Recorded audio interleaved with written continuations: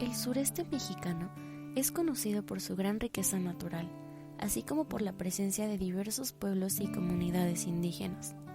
Si hablamos en términos sociodemográficos, y de acuerdo con la información proporcionada por el Gobierno de México, la presencia de dichos pueblos y comunidades en la zona se distribuye de la siguiente forma. Yucatán cuenta con un 65.4%, Campeche con un 44.5%, Quintana Roo con un 44.4%, para Chiapas se tiene un 36.1%, mientras que Tabasco cuenta con un 25.7%. En cuanto a medio ambiente, es de suma importancia mencionar a la Reserva de la Biosfera Calakmul, localizada en el estado de Campeche y considerada como la segunda reserva natural más grande del continente americano, solo por detrás de la Amazonia brasileña.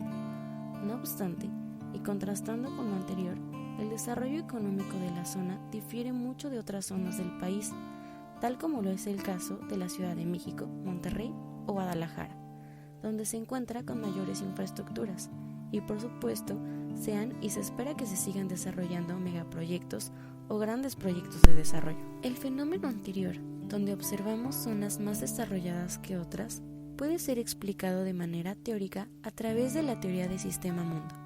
Immanuel Wallerstein, un gran autor de esta teoría, señalaba que el sistema mundo moderno es y ha sido siempre una economía mundo capitalista, es decir, una zona geográfica dentro de la cual existe una división del trabajo y por lo tanto un intercambio significativo de bienes básicos o esenciales, así como un flujo de capital y trabajo. En los megaproyectos podemos observar un gran flujo de capital y trabajo, de ahí radica su importancia.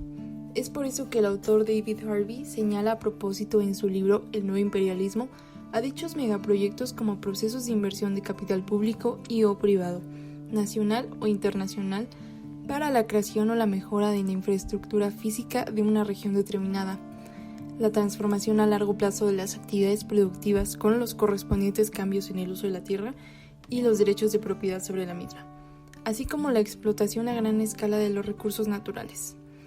Considerando lo anterior como base, podemos decir que son proyectos que reorganizan, perturban y modifican al territorio, la naturaleza y las formas de vida de las comunidades. Si bien se puede discutir qué tan sostenible es tal o cual proyecto de desarrollo, todos los megaproyectos, sin excepción, transgreden la vida de todas las especies. Un megaproyecto muy discutido y debatido en la coyuntura de la política mexicana es el denominado Tren Maya, propuesto por el gobierno actual de México, ya que se espera que a través de este se mejore la economía de la zona y en consecuencia la sociedad se vea beneficiada. Sin embargo, y como se comentó, todos los megaproyectos transgreden de una o cierta forma la vida de todas las especies. El caso del Tren Maya es bastante cuestionado, ya que hay evidencias de que varios grupos se han visto en la necesidad de ser desplazados de forma forzada de sus hogares, así como graves daños al medio ambiente. Al respecto, algunos autores como Alejandro Palafox han señalado que para el sureste mexicano, el Estado cuenta con 3 estrategias de despojo en su fase inicial: la apropiación. 1, siendo la compra de tierras ejidales. 2, la incorporación de campesinos como accionistas mediante el fideicomiso Fibra. Y 3, la expropiación de los terrenos. Posteriormente se presenta la subsunción, fase en la que se somete a la población a los cambios que trae consigo el Tren Maya. Esta etapa implica que las poblaciones que habitan el sureste mexicano, después de haber perdido sus territorios a manos del Estado y sus corporaciones aliadas, son sometidas a modificaciones de vida para adecuarse al uso de suelo ahora dedicado al turismo e intercambio de mercancías.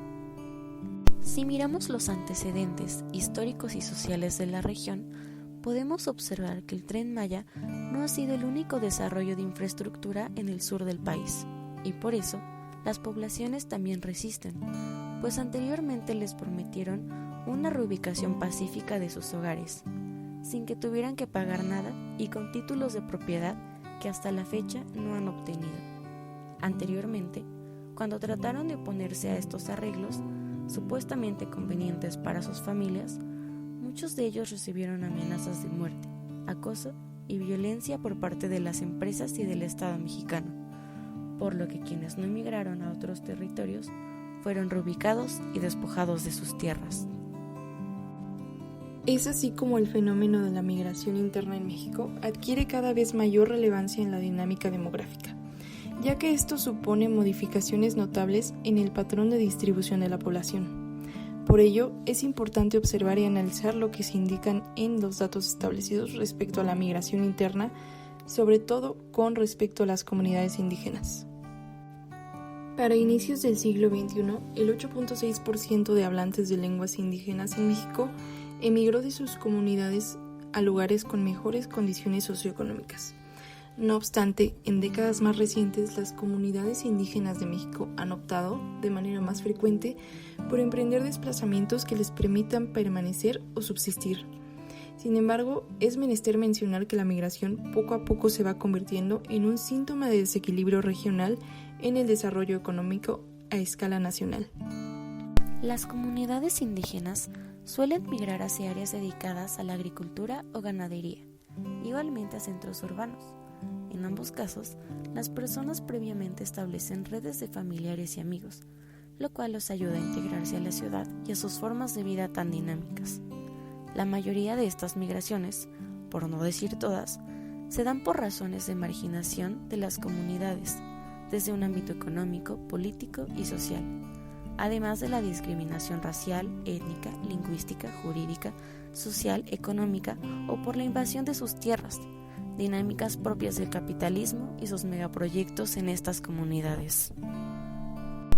La inmigración nacional de personas indígenas en la península de Yucatán, en la que se concentra este trabajo, compone el 20.7% del total de desplazados internos, en una edad de 5 años en adelante. El lugar de destino de estas personas se concentra principalmente en 3 estados de la República Mexicana: la Ciudad de México, Quintana Roo y Veracruz, remarcando que el 81% de estas personas se desplazan al estado de Quintana Roo debido a su gran desarrollo y a la cercanía de estas comunidades. Es importante comprender el impacto que tiene Yucatán en la expulsión de personas indígenas, puesto que este estado expulsa a 1 de cada 5 inmigrantes nacionales. A su vez, el total de desplazados en esta región de la península sur del país la compone en primer lugar Yucatán con el 89.9%, Campeche con el 8.3% y finalmente Quintana Roo con el 1.8%. Sin embargo, el 91.3% de las emigraciones se dan dentro de estos mismos estados. Se deduce de manera general que los desplazamientos de personas indígenas de la península sur del país se ven altamente influenciados por los contrastes socioeconómicos que hay en la región. Entre estas grandes disparidades están los proyectos impulsados por el gobierno y los entes privados. Ejemplo de ello es el Corredor Tulum, que representa una concentración regional de servicios turísticos. De esta manera, poco a poco se les quitan las formas tradicionales de vida de las comunidades nativas y se les presenta como una atracción turística, las cuales los obliga a integrarse a las dinámicas capitalistas y en muchos casos a expulsarlos de sus territorios. Estos proyectos apoyados por el gobierno no toman en cuenta a estas comunidades y el ejemplo más reciente es el del Tren Maya.